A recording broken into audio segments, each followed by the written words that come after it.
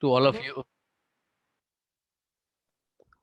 Welcome to this special session of the knowledge series of webinars organized by India Tourism Mumbai. I, on behalf of India Tourism Mumbai and my personal behalf, welcome you all and thank you for accepting our invitation and taking time out on a Saturday evening to join us. Okay, in fact, we have a varied group of participants who have joined in here, comprising of mainly students of students pursuing tourism in their graduation and post graduation. In fact, the tourism professionals across India, the regional level tourist guides, the tourism officials from both center and state government, academicians, and media. So it's a varied group. So I welcome you all formally to this special session. In fact, our today's webinar draws inspiration from the National Tourism Policy of 2002, which acknowledges the need to diversify the tourism products in order to position tourism as a major engine of economic growth. In fact, the Ministry of Tourism has taken a lot of initiatives in identifying, diversifying, developing, and promoting the various nascent and upcoming niche tourism products of tourism industry in order to attract tourism in the specific with a specific interest. In fact, today our focus will be more on heritage tourism and India, as we know, has a unique cultural heritage in which lies its competitive strength. In fact, our 5,000 years of heritage and culture is one of the biggest strength, and that has been the USP for Indian tourism. In fact, nobody can deny that there is an inherent relationship between tourism and cultural assets, which needs to be clearly recognized and provided for. And India has a vast area of protected monuments spread across through the length and breadth of the country. In fact, the conservation and integrated development of the areas around these places has been one of the main reasons for expansion of heritage tourism. While I was talking about the tangible heritage, but we also have a, a rich heritage of intangible heritage. This includes the folklore, the cuisine, the customary practices, and these needs to be really identified and promoted by the states and the country. And this is where we are attempting to showcase the folklore tourism and how it can be a part of the experiential travel and also bring in a freshness to the destinations where many of the destinations are suffering from what we call as destinations fatigue, which over visitations, etc. So this will really kind of help us give some freshness. In fact, the national tourism policy also recognizes that there should be a very special thrust to be given to rural tourism. So when we talk about folklore, most of folklores are based out of our villages, and so it is another attempt to also bring in some interest in the rural activities in the rural tourism sector. Let me now introduce our special guest today. He's a speaker, Dr. Saikat Chakraborty. He is joining today from all the way from his village in Chakada in district Nadia in around 62 kilometers of Calcutta. And he is from an organization called Rare Himalayas and also is founder of the Travel Travel for Community. In fact, for last 19 years, he has been attached with travel industry and worked in various organizations like on a corporate level at EasyGo, Make My Trip, Via, Cox and Kings, etc., and various profiles. Presently, he is working as a tourism marketing consultant in LEA Associates South Asia Private Limited, one of their tourism development project. He is, as is informed, he is a founder of Rare Himalayas and Travel for Communities. Both focus on promoting experiential holidays in India. And in fact, he's an expert in folklore tourism. He did his doctorate research on tourism, folklore, and community development in the Indian context. So he's truly an expert and he is focusing on developing this new form as an alternate to tourism and for him, folk tourism is kind of something a passion, and he is also passionate of various areas like ethnobiology, ethnobotany, tourism, and he's also musician, plays flute quite well. Over to you, Saikat. Thank you and welcome. And the web space is yours. You have to unmute. Namaskar. Thank you, sir, and giving me the opportunity to share the experiences. And namaskar to all of you, the participants. And today I will just like to share some experiences that how folklore and tourism can be attached for the development of the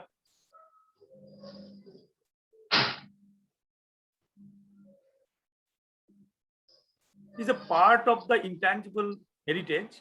And the thing is that there are many concepts developed since the Ernest Young, Ernest 1973 developed the concept of deep ecology. After that, the concept of ecotourism, and then alternative tourism, responsible tourism. These are the different meaningful ways of tourism development, which are going in different parts of the world, including India. What I feel during my last long years working with the people, with the community, to develop tourism in a meaningful manner.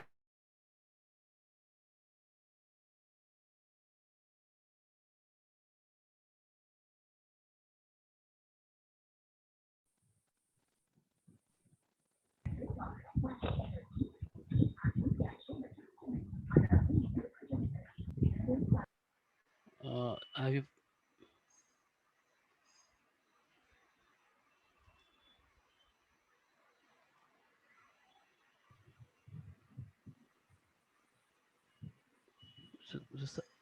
Saikat? Looks like we lost him. Is as I informed, he's joined from a remote area. Hello, Yes.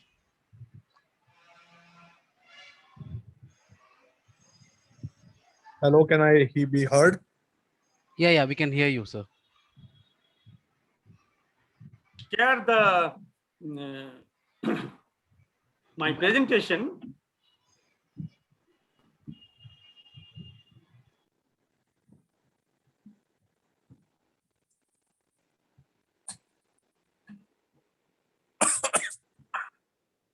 See, this is the image of Chou dance of Purulia.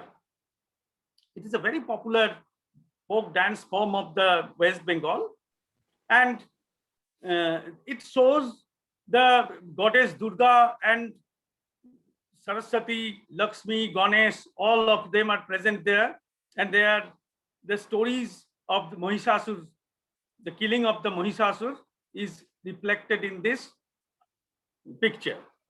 So they have different such type of stories they performed in their villages. And I define folklore, folk tourism. The folk tourism is the application of the concept of folklorist mass or public folklore, which is actually folklore out of its own context, used as a major tourism product in the market with a measured, careful effort by the tourism experts and folklorists for a purposeful interaction on the basis of cultural promotion as well as conservation of the host community and minimize the negative socio-cultural and socio-environmental impact by the guests or tourists, and involving monetary transaction between tourists and local people from a particular community for the growth and development of responsible tourism for the socio-economic benefit and future sustainability of folklore.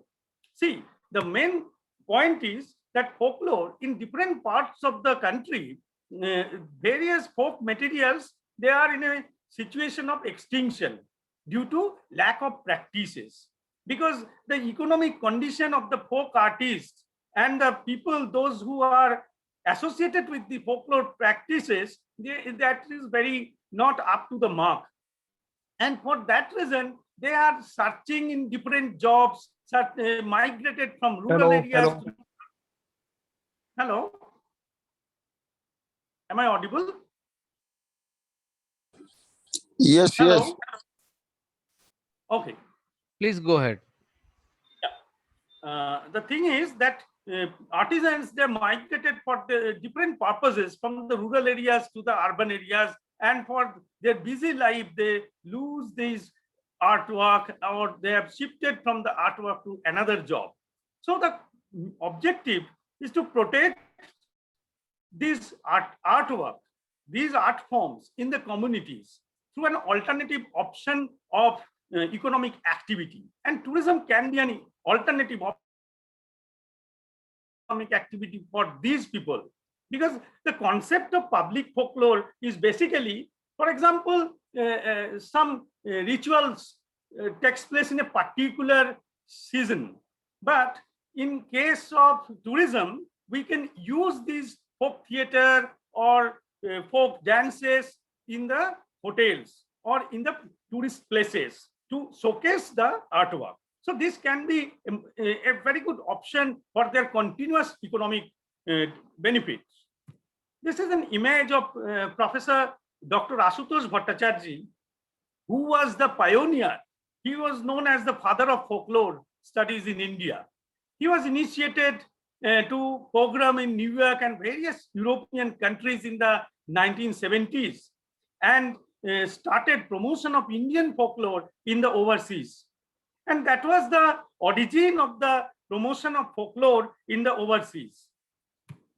And as far as folk materials are concerned, there are various items. I cannot prepare a list even, because in every state, it has many folk materials. Few popular folk materials are the Chou dance of West Bengal, Kathakali dance of Kerala, Bihu dance of Assam, dolls of India, Ram Katha of Varanasi, Ravan Kata dance of Bankura, Ottochitra of Midnapur of West Bengal, Tanjore painting, Madhubani paintings, Baluchari paintings of Bankura, all are n number of things are there. It is important that we need to link these materials with the tourism activity.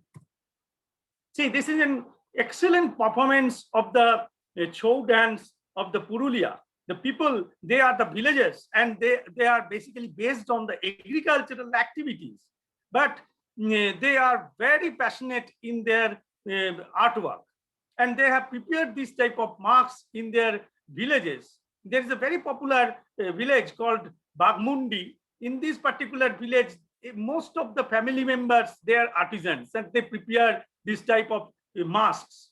Even in India, there are different kinds of masks are available in different states. During my research, there are many tribal communities, they have their own festivals. This is a Badna festivals in Purulia, and Tushu festivals of Purulia, Padu festivals of Purulia. All these festivals has immense potentiality to attract tourists.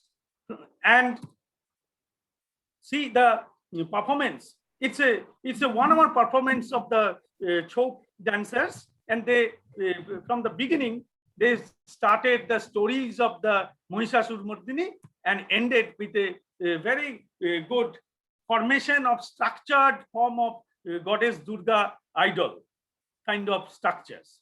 And see that foreign tourists they are very much interested and passionate to see this performance, and they are very happy. Then I am coming to another folk materials. This is a Santali dance performance of Birbhum.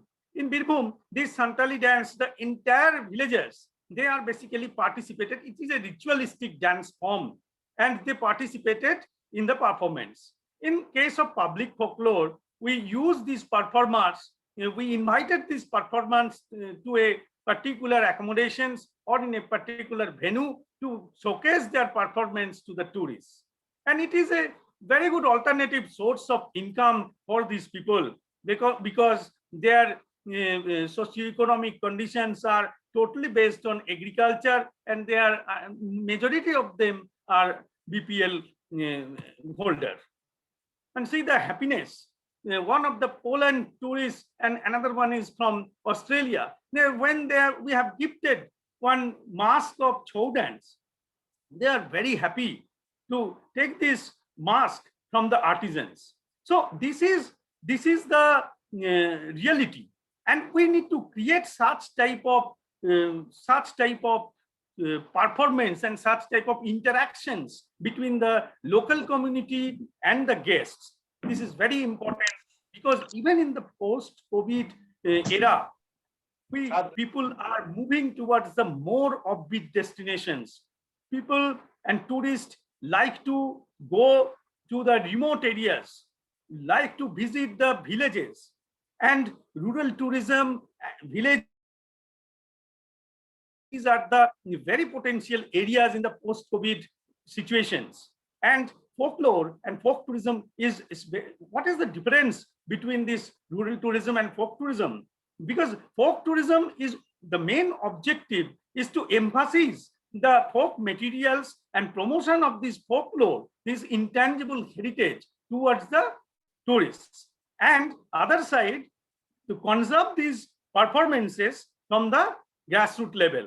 The artisans, they will encouraged by the tourists, and they will conserve their own culture. And they will, after the conservation effort, the people will be more interested to create such type of things, and they will continue their work, because in case of intangible heritage and folklore, it is generation after generation. One example I will give, in case of Sundarban. In case of Sundarban, the artisans initially, they are 15 years, 20 years back, they are only dependent the ritualistic performance of this their folk theater, Bon Bibi Palagan.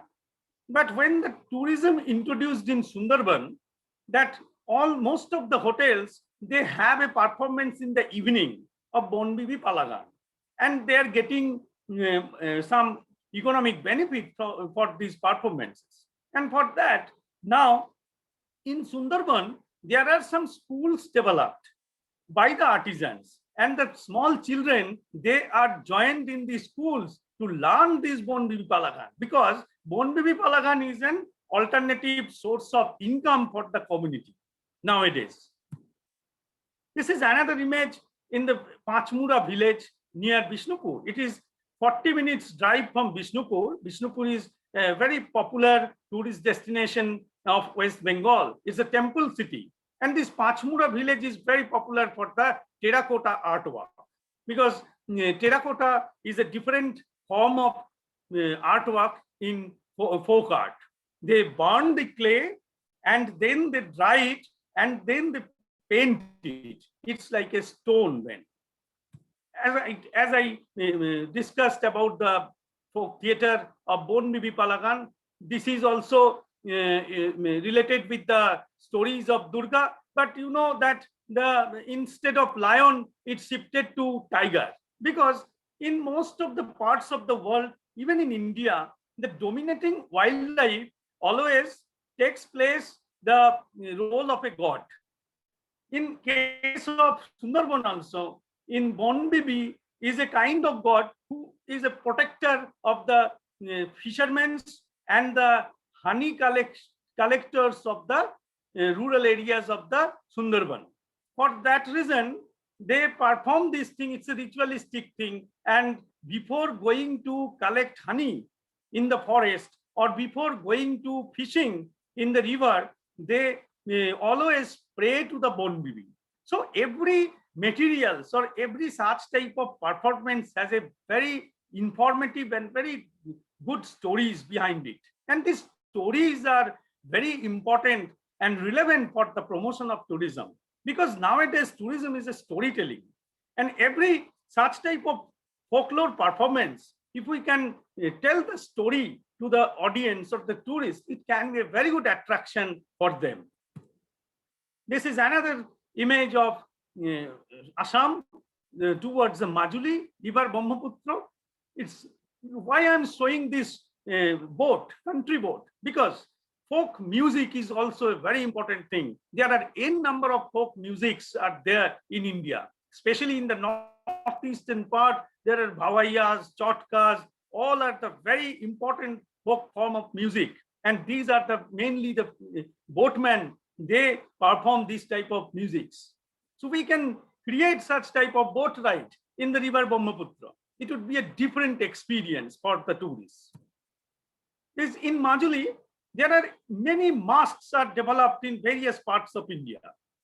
But the masks of Majuli is little bit different, because these masks, it is little bit, it can move. The tongue can be moved, the eye shade can be moved. So this is a very unique thing. And लेके जाती है, ground tours करके लेके जाती है हमको, और वहाँ पे एक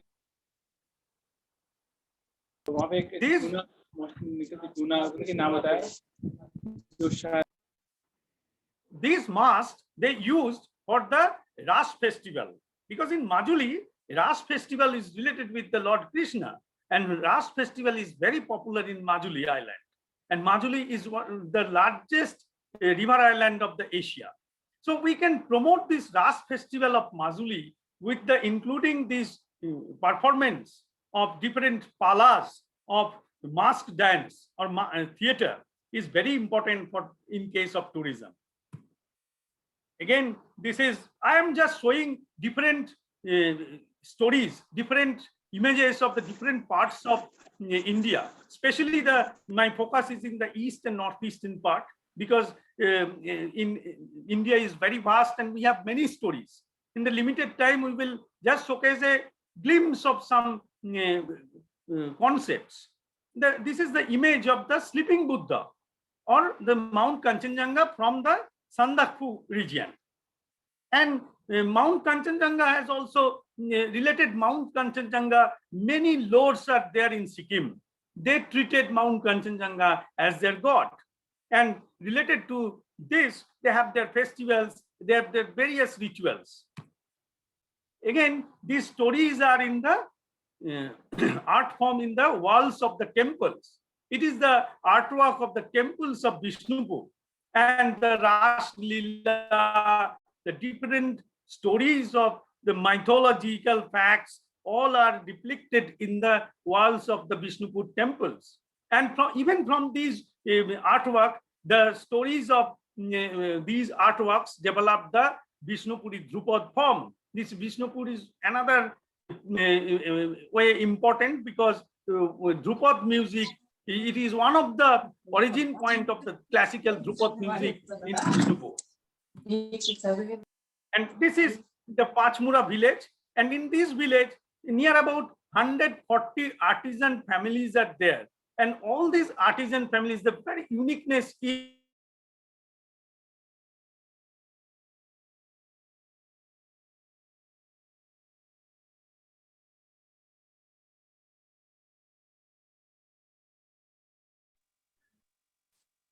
all the members of the family, they are related with the artwork. The children sometimes draw the clay model. The housewives, they prepared the clay model.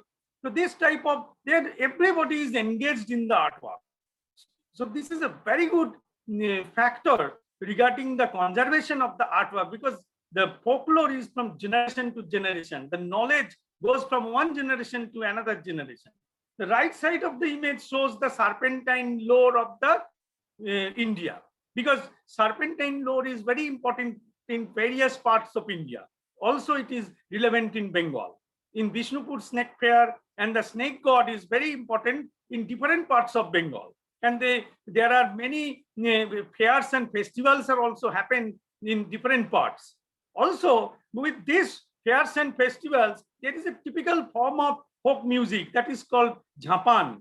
And this Jhapan song is also very attractive. If we can promote this Jhapan song, it's a very unique. You will not find this Jhapan song in anywhere.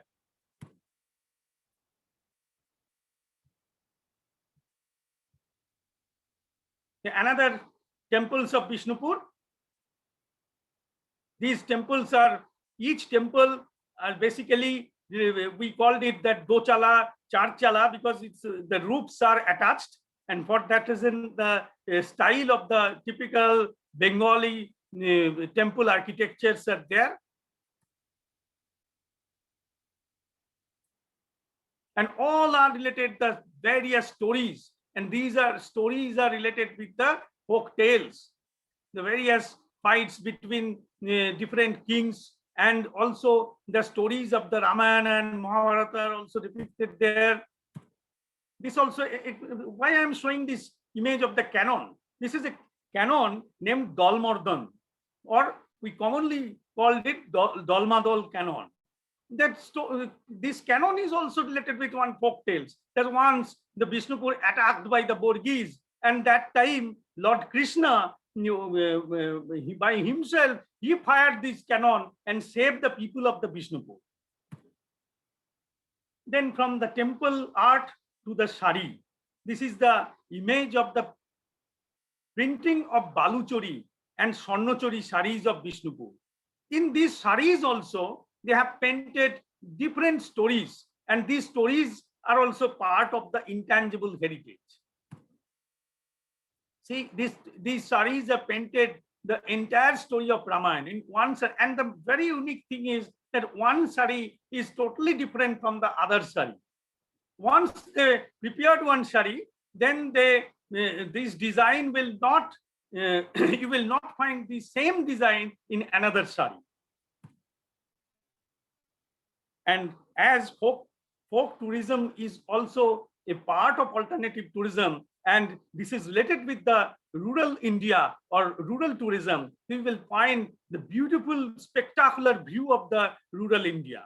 And every livelihood and every lifestyle has their own stories. Every village has their own stories. We need to find out the new stories from the different villages, and we can showcase this thing. Then I will say about the totem. This is the totem of Cherrapunji.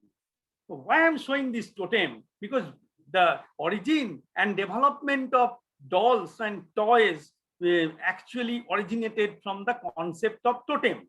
So there is a controversy that cave paintings developed first or the models developed first. But this is a controversy. But the concept is that from totem, the concept of totem, that the dolls concept basically came.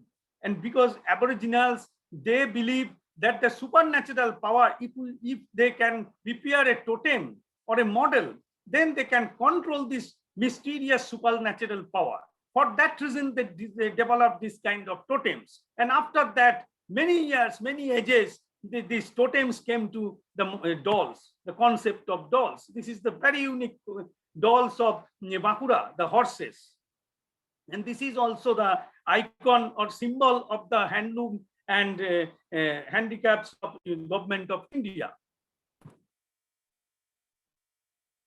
I am showing the making of the, as I told, that all the villagers, they are involved of making this kind of artwork, and they are preparing this thing.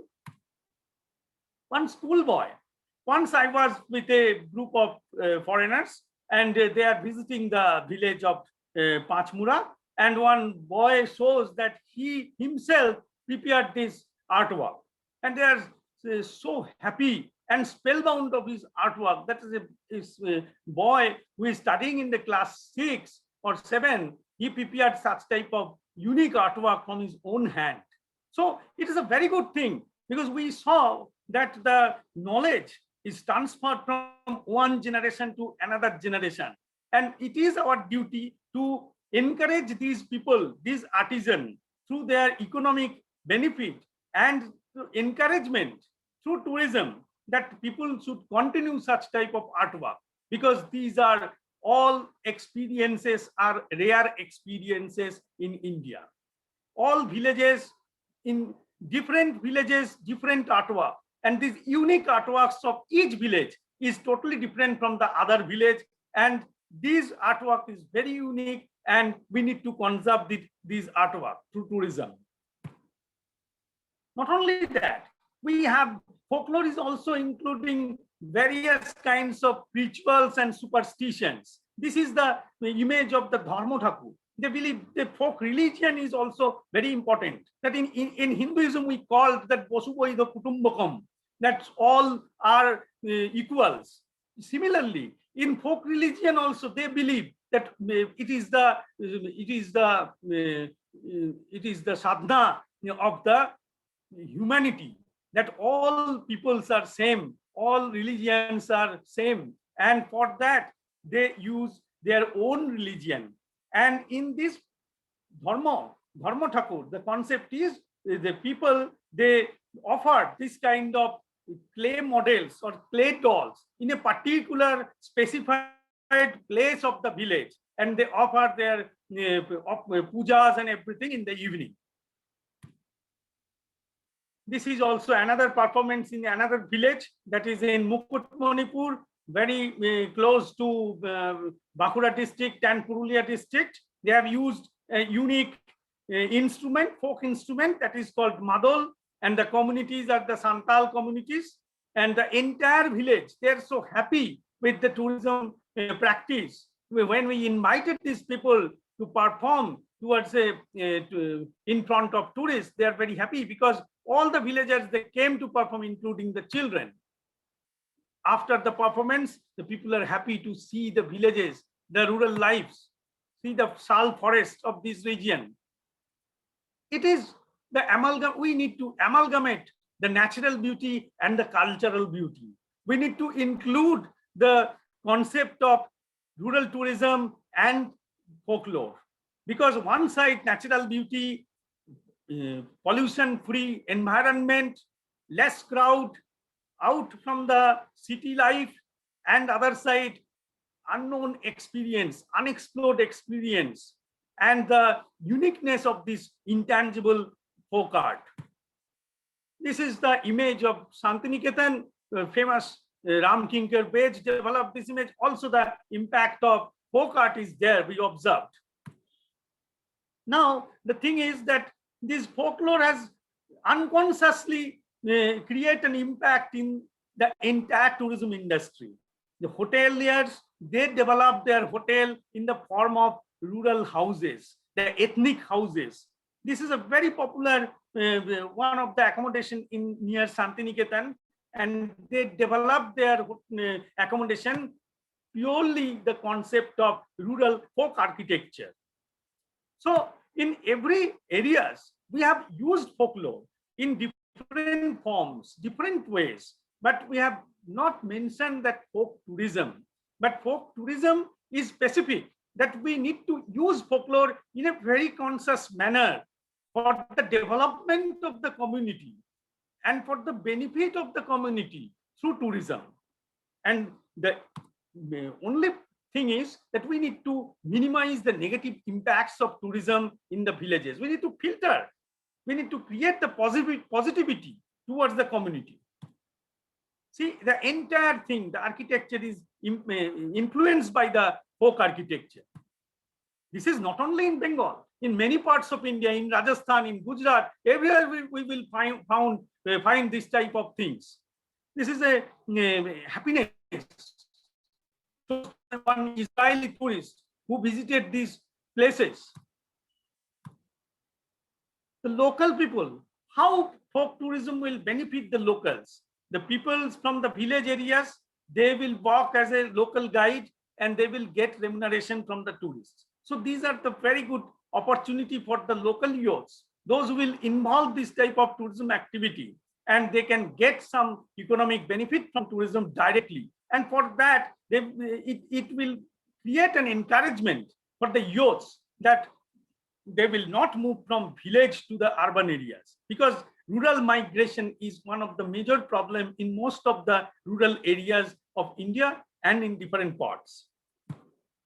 So this is also another image, the local hearts, and in these local hearts, the people created their performances, they perform, and the tourists, they enjoy it. And the bonding, a positive bonding between the tourist and the local community is showcases here, and this is very important for the positive development of tourism. In 1987, the Bartlett Commission report in regarding the sustainable development was defined that sustainable to be first we understood or first we observed the term sustainable development in Bartland report, and that report was very important because in Bartland report she told that community people are the guardian of our nature. So it is a very landmark comment by her. For that reason, the era of the sustainable tourism from the 1980s and before that, side by side, the concept of ecotourism, concept of alternative tourism, concept of rural tourism, all are little bit more or less closely related. And this folk tourism is also developed by me, is a concept of alternative tourism, that it is also a type of alternative tourism apart from the mass tourism, and the specific objective is to create a opportunity for the people or community member, those who are related with folklore, folk art, folk dance, folk music, and other side we need to conserve their culture. This is, you all know, the Sufi saints and bauls are very popular in Bengal, and these baul songs, they basically told us about the inner beauty of our life, and they always they don't believe of any particular religion, and for them humanity is the main thing and main concern, and they create and spread their messages through their songs that body is the temple and we need to honor our body and we need to respect all the people of the world, and then the god is basically stayed with us, and we need to inculcate these gods, our inner beauty, through the interaction with the people, the positivity. And we all try to focus this baul community with the tourism activity. We need to translate this meaning, the inner meaning of their songs, the very high values. They are the illiterate people, but these people, when in Bengal and in Bangladesh, the Lalon Sai is one of the very popular baul, and he created so many songs. And we believe that Lalon can be a very good role model for promotion of tourism in case of the eastern part of India and even in Bangladesh, because Lalon was also very close with Rabindranath Tagore. Even Rabindranath also influenced by him, and some of the songs of Lalon and Rabindranath are very lyrically very similar. This is the very beautiful India. Now I am talking about the another forms of artwork, that is the wooden artwork. And in Bardhaman district of West Bengal, it is hardly 120 kilometers from Calcutta city. There is a place or village. Its name is Notungram, and in Notungram is very popular for the specific artwork of mummy doll. They cutted one piece of wood and created a model. This artwork is called mummy doll, and this mummy doll they have a very typical artwork. They basically created these owls and some Lord Krishna and Radha and a few others. Very limited models, but it is very unique because initially all these colors they used earlier or natural colors, and they generally use the gummer wood, and then they dry it in the sunlight, and after that they painted the natural colors in the wood. See, I am showing you how they prepared this thing. If we visit this village, you will find everywhere this kind of artworks are there, scattered. Also, this artwork influenced by the social reformers. Lord Chaitanya Mahaprabhu, who was from district Nadia of West Bengal, was a creator of the Neo-Vaishnavism concept, and these impact of Neo-Vaishnavism also reflect in their artwork, and they developed the idol of Lord Chaitanya Mahaprabhu in their artwork. This is another stories of another village. This is the village of Ghurni of Krishnanagar. It is a district town of West Bengal, district town of district Nadia. And in this clay model, the then King Krishna Chandra basically influenced the artisans to create this artwork. Once upon a time, in his dream, goddess Jagadhatri came, and there was no maker who can create this Jagadhatri. And then he invited some artisans from another parts of Bengal, and they came to Krishnanagar and settled there with the patronage of King Krishna Chandra. And after creation of the Jagadhatri, then they have, after few years, they have started creation of the other artworks. And the difference between the artwork of Notungram, artwork of Panchmura, and artwork of Ghurni is little bit different, because the artwork of Ghurni is basically the realistic artwork. They showcase the lives, the daily lives, the musicians, the different vegetables, fruits, the daily lives of the people. They showcase this type of thing. This is the real life, stories of the real lives. Then I am talking about the artwork of bamboo. It is in Tripura. In bamboo in Tripura, there are 19 different species of bamboos are available, including one of the very important species that is called dolumas, which is basically the resource material for the preparation of bamboo flute. It is only available in Tripura and few parts of the higher part of the Assam. And they have painted beautifully in the bamboo mat. They have created a bamboo mat, and after that they use the natural color and create the life of their lifestyles. Basically, this image shows the Jhum cultivation or the shifting cultivation of Tripura. You know, the 19 tribals, they stayed in Tripura, and most of the tribals, they are depending on the Jhum cultivation. And according to the Jhum cultivation, not only the artwork, they have their many stories based on the Jhum cultivation. They have many festivals based on the Jhum cultivation. And the one festival says that it is related with Biju festival of the Chakmas. This is very popular in Tripura. And not only this Biju, the Ankar Buthar festivals of the Molsom communities. This is also very important. There are n number of such festivals and materials are there here and there in different parts of India.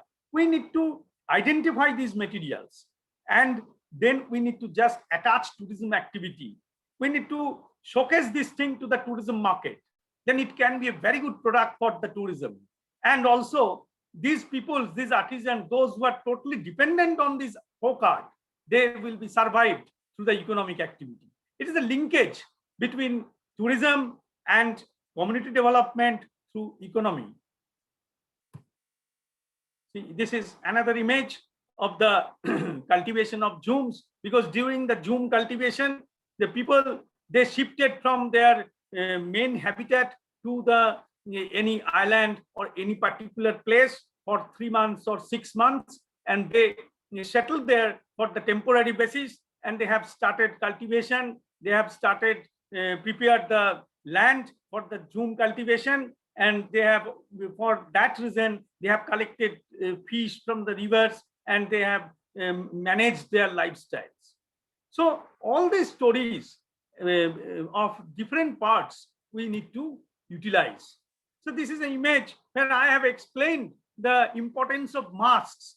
The masks, as I told, the masks are totally different. This is a mask of goddess Durga, and this mask is different from the Purulia Chhau mask.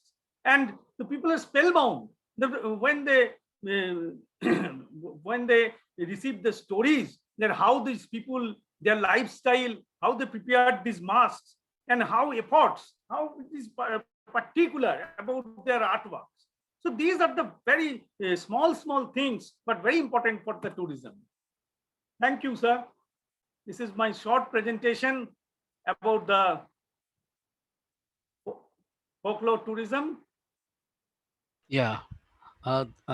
Thank you, Dr. Saikat. In fact, it was truly a knowledge series. I think most of our participants who had joined here would have also heard a couple of the places for the first time, who are primarily not from the east or the northeast.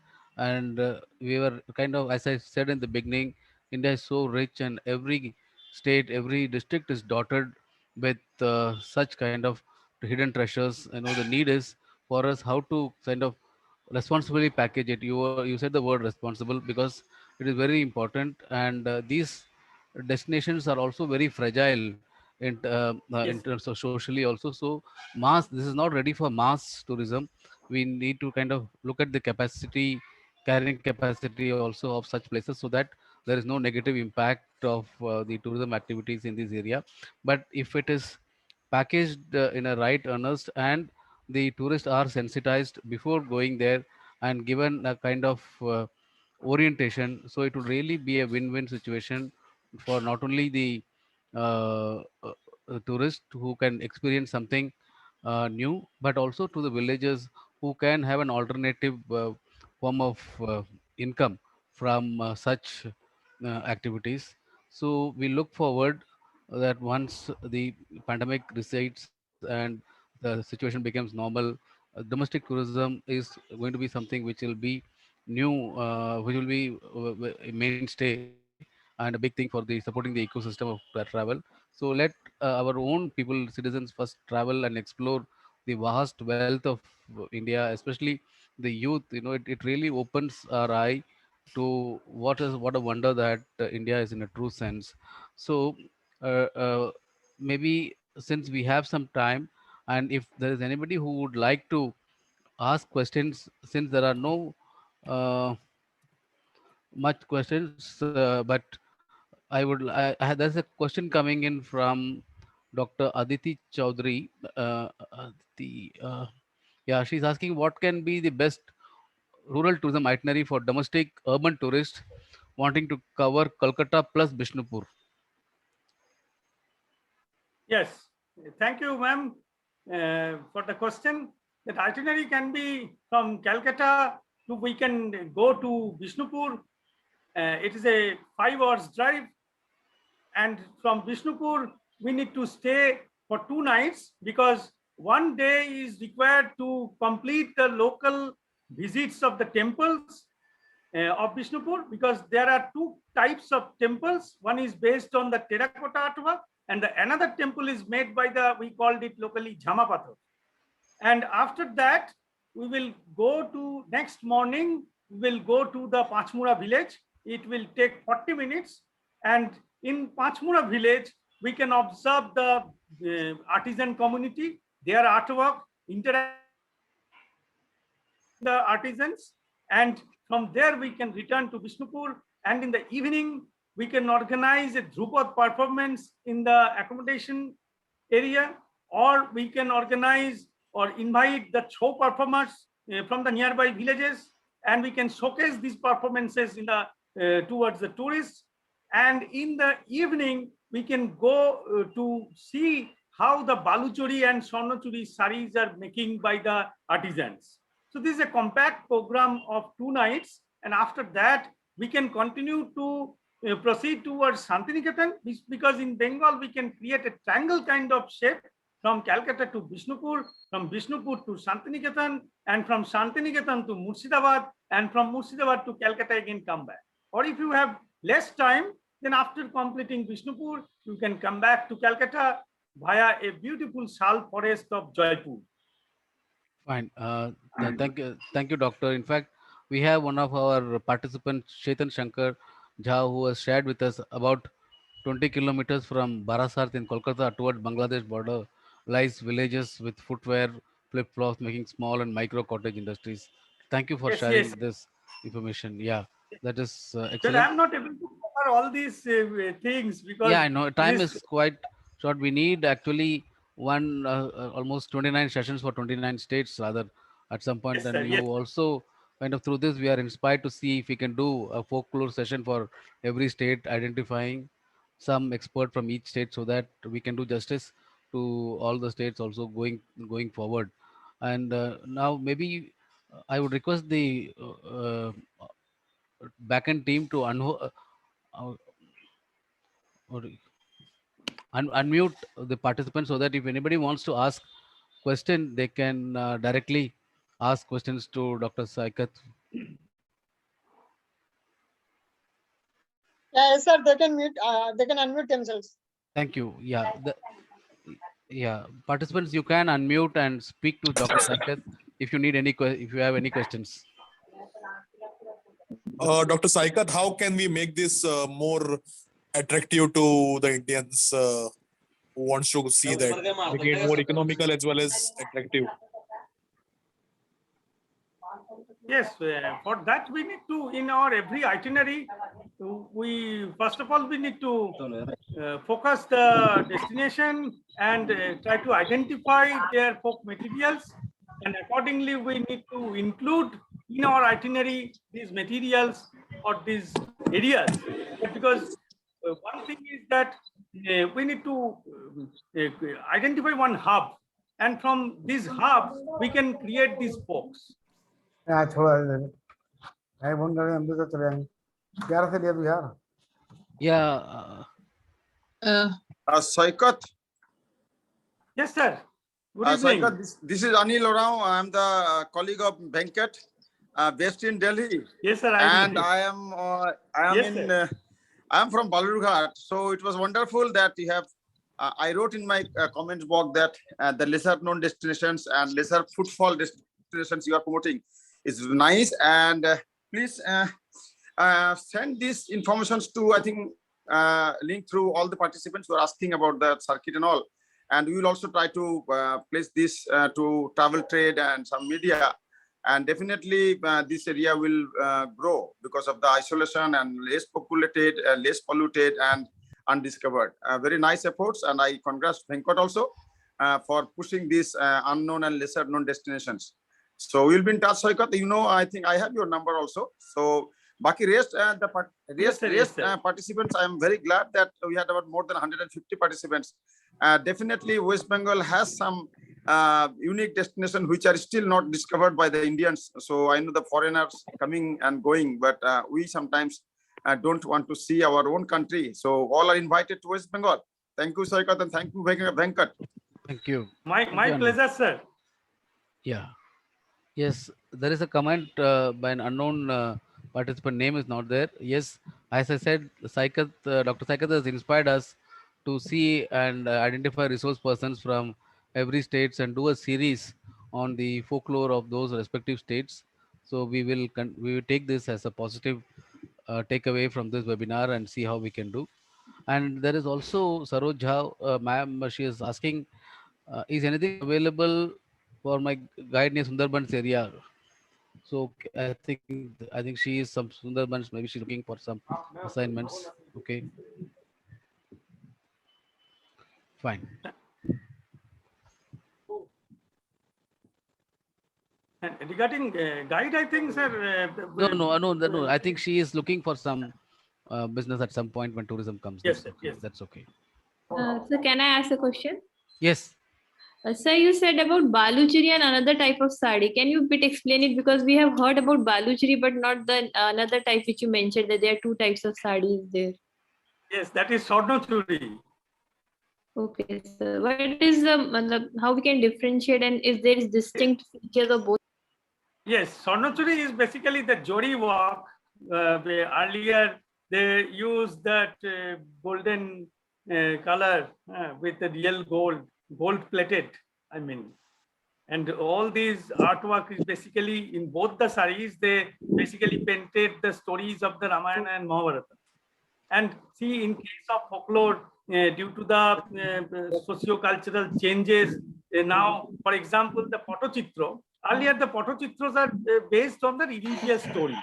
But suddenly I find out one Patochitra where it showcases that one guy is in the tree and he tried to cut down one branch of the tree, and one monkey came and he is just giving, he is pressuring to down from the tree, and in the land one bear came and he is throwing his calf to the person, because the bear's calf is related with the acidic.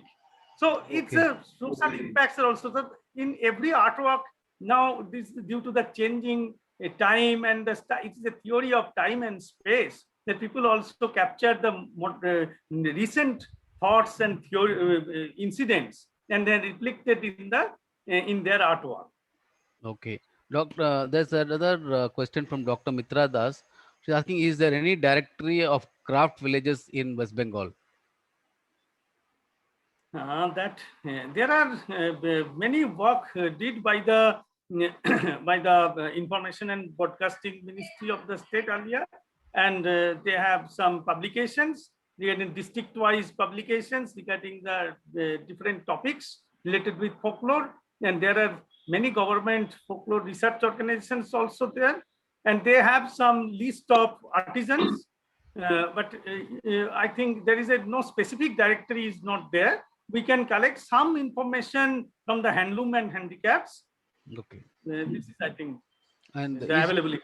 is your thesis also on public domain, or have you put your thesis somewhere in Yes, the? sir. It is. I think it is in the UGC UGC site. Okay, excellent. My work was tourism, folklore, and community development in Indian context. Excellent. You know, that's something wonderful. It was a lot of original work. Yes. Please Excuse me, go. Venkat, sir. Yeah, please go ahead. Dr. Saikat, your presentation was really good. One suggestion for the tourism department would be that these should be made available in net, because recently I had traveled to West Bengal. I found it very difficult to identify the villages because the information was not available in Google. That's why I asked about the directory. So maybe it could be updated in the website, because a person, I am from Kerala, so it's not possible for me to get to the tourism officers there to get the information. So naturally, I'll be searching for information in Google, in internet. So I would request the authorities to update these informations in the net, so that it will be helpful for those who are seeking such kind of village experiences. Thank you, Dr. Saikat. It was a really good presentation. My pleasure, ma'am. Thank you, Dr. Mitra. In fact, what we do nowadays is we record all this presentations and webinars, and they go into the YouTube channel of India Tourism Mumbai. So we are slowly making the YouTube channel rich in content of some unique experiences, etc., which come through our webinars. But then your idea of documenting and updating it and keeping it on the net is also fine.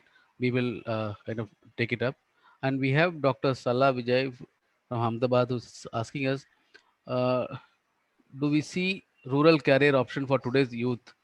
And what is your highlight? You know, I mean, I've been also talking about the social entrepreneurship, especially where the students who have educated in tourism or degree in hospitality, who know things, how they can go back to their villages and bring back, help the community. Because today market access is one of the biggest hurdle for the rural artisans and this, as you said, for the folk artists, etc. So what do you see as a career option? In that case, one of the best options that bridge between the artisans and the marketplace. Okay. And youth can develop his career in the rural areas. I know many people in different parts, like in Majuli Island, one of our friend, he started his own organization in Majuli and doing a very good program based on the tourism, and they have interacted with the artisans and promoted this type of things. So there are potentiality in each of the villages, each of the areas. We need to identify and take the initiatives.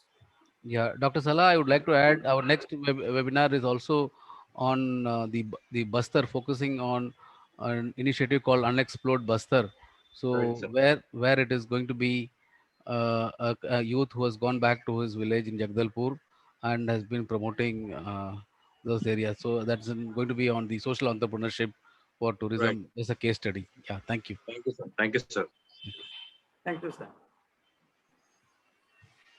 And Dr. Saikat, I think we are now out of questions. And once again, on behalf of India Tourism, I thank you for taking your time out and making this excellent presentation. I know this is your thesis subject, and you are kind of have the domain knowledge and expertise.